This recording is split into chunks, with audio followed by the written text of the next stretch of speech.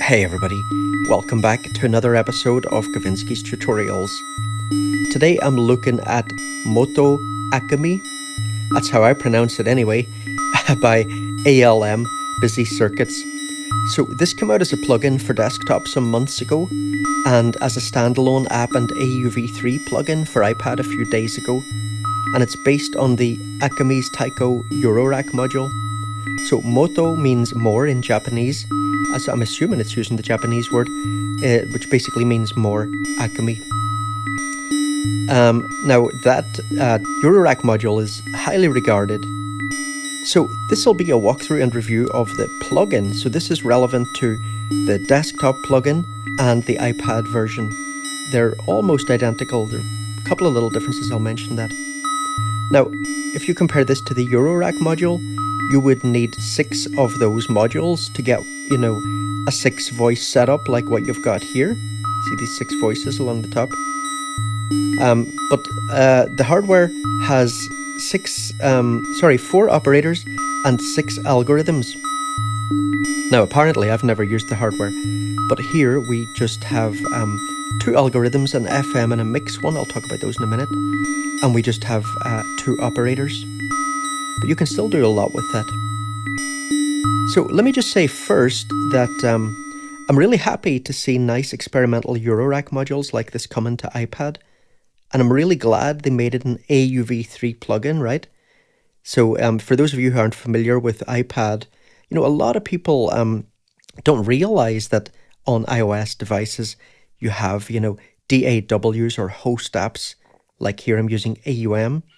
You've got Logic Pro and so on that can load plugins just exactly the same way that you can on desktop, just using a protocol called AUV3.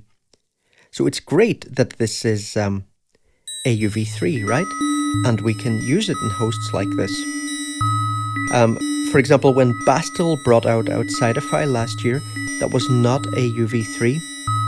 And that was a great missed opportunity, I felt. Because, you could just use it standalone. That really limits its usefulness. Like, if you're a desktop user, how would you feel if someone brought out a standalone app? In most cases, you'd be like, oh God, I just wish this was a plugin so that I can combine it with other plugins and, use a modern workflow. So I'm glad this is AUV3. That said, I do think that as a plugin, as a touch instrument or as an instrument that you interact with a mouse on desktop, for example, there are some limitations to this that are kind of irritating to me anyway. So I'll mention as we go through the video, what the features of the app are and so on and how to use it, but I'll also make a few little criticisms along the way. So let's just have a little listen to some stuff here.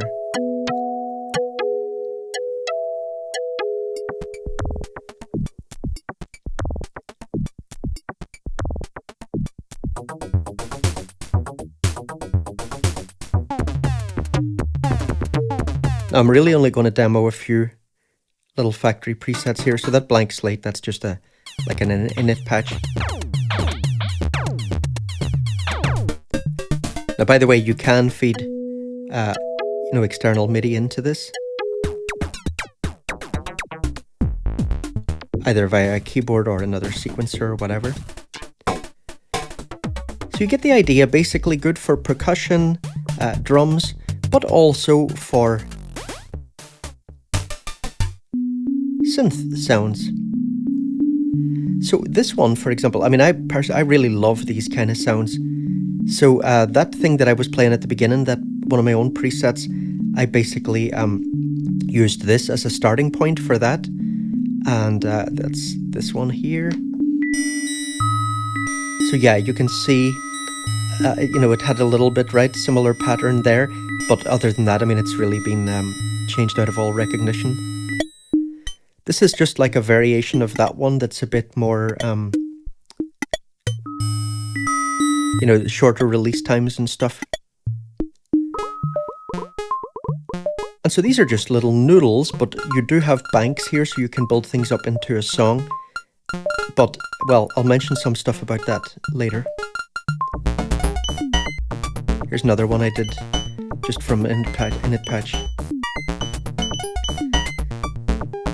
So I really like these kind of sounds, and I think this is very fun to play with. But as I said, I do have some niggles.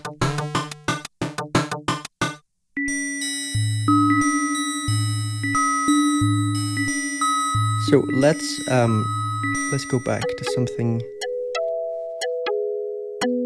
here for a second. So I'll just basically walk through the app and explain how it works. So up here we've got our 6 voices, and you can mute and solo each one. So here we're just soloing voice 1. So this is the sequencer track for voice 1, this is for voice 2, and so on. Now here we choose whether a voice is going to use frequency modulation. So remember, there are 2 oscillators, so we can have one modulating the other. And in this, it is 1 that is the modulator. The first operator is the modulator. The second operator is the carrier. So we can have it like that, or we can have this mode called mix.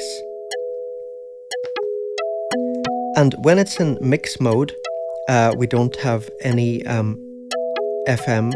We just got 2 different oscillators playing together, mixed together.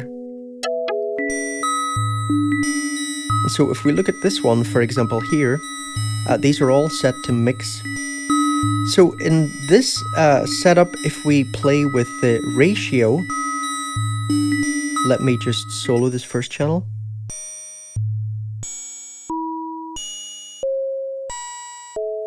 So, you know, we'll still get frequency changes there, but we're not getting any modulation like we will with the FM.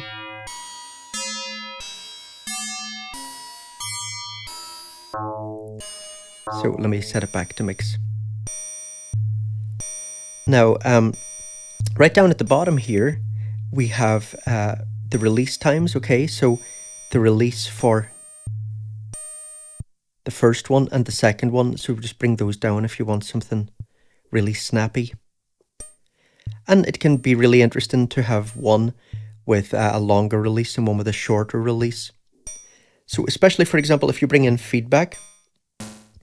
So feedback will feed oscillator 1 back on itself. And so like you could, for example, bring down the release time on that one. So you've just got that little sort of drum hit near the start, and then something a bit more synthy dragging out from oscillator 2. Now, wave, this is just wave shaping.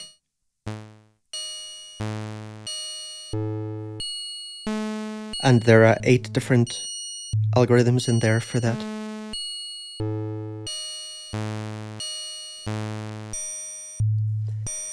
Now, speed is a really important knob to pay attention to. So here we have start and end. So start will set the start frequency for pitch bands, end will set the frequency that it will end at in the band. And you won't get any bands at all if your speed value is down fully.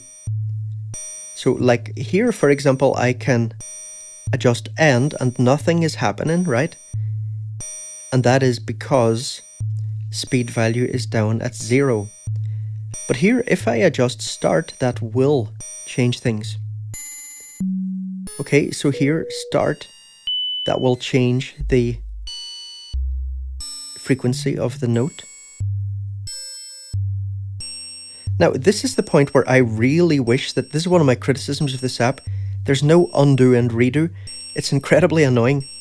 You know, maybe people who use Eurorack won't kind of notice that, but, you know, because they don't have undo and redo on the Eurorack. But here, using this, you know, on a touchscreen device, where this could so totally have undo and redo, and it would so obviously be super useful. It really kind of bugs me that it doesn't. So if I want to get that back the way it was, I just gotta, like, you know, go up here and tap again. And that's not even back, you know, the way it was, because I changed some other values in the meantime. And the problem is as well, and this is one of the things I'll talk about in this video too, like, dialing in the values can be tricky as well. Not so much on this knob, but more down here when it comes to dialing in frequencies, and we'll talk about that a little bit later. Now, back to the speed knob. So if I bring this up, and let me bring up my release times as well so you can really hear this. So here we've got now a pitch bend, and speed will determine, so like our starting pitch is 84 Hertz and the end pitch here 150. So speed will change how fast the bend happens. When you go up to the end, it's so fast that you won't really hear it as a bend anymore. And so if I change this end value now, it's going to get really a lot higher. And so we can also, of course, change it so that the starting pitch is higher and the end pitch is lower, so then we'll get a descending pitch bend.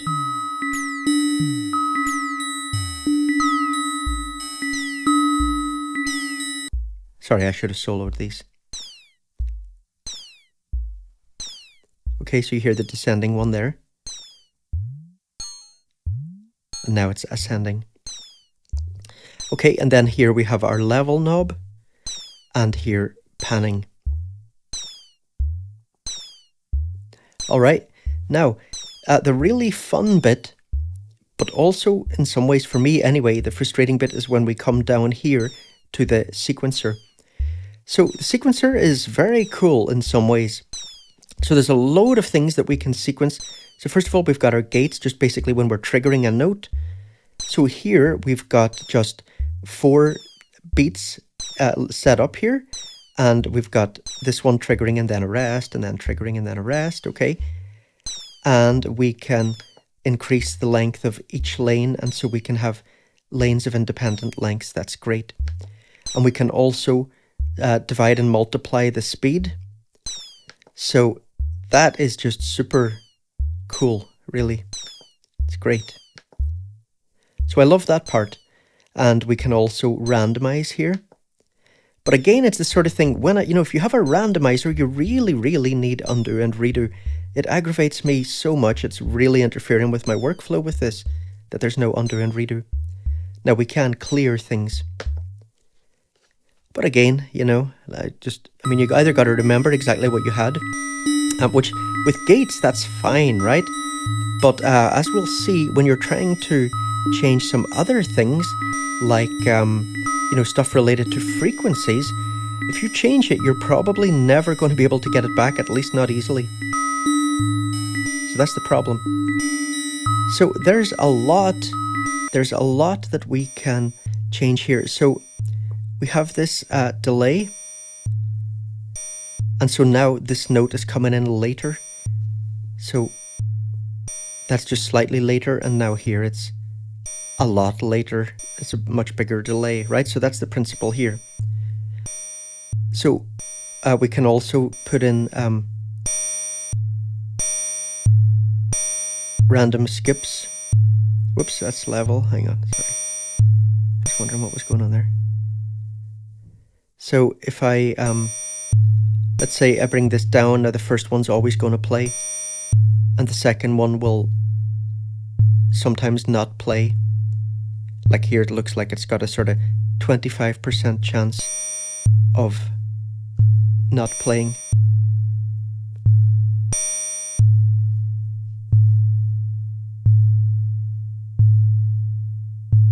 And if I put it up like this, it's much less likely that it will be triggered. Okay, so these are basically just offsets for this. So for example, if I turn down, I was trying to press level there, I accidentally pressed pan. So if I bring that level down here, Now this is the minimum setting, and here I can dial in different loudness for each of these. And then if I bring that up, if I bring this level knob up above these levels will just be ignored entirely. So we'll just be using the new higher level that's here on the knob. If I bring this down below these values, then they'll still be able to offset it. So that's the basic principle there. So you really need to pay attention to that.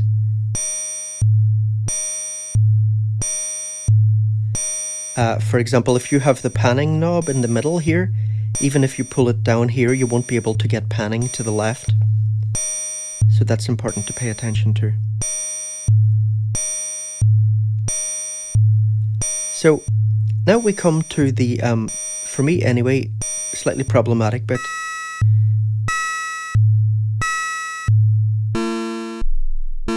So let's look at this. So the frequency start that will set the bass frequency that's going to be played. And remember, if speed's down, we're not going to get any bands, and that's what I want at the moment. So no band, and this sets the start frequency. Now then we can offset this here. So let me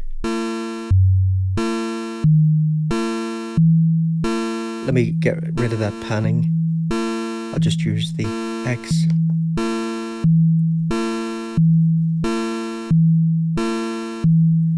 I'll put that knob back to the center.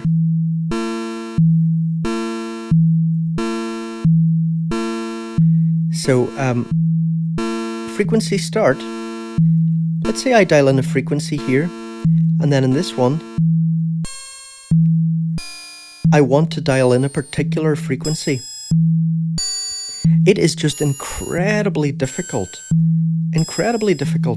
to dial in the frequency that you want, because basically these small boxes are just not fit for purpose for dialing in frequencies.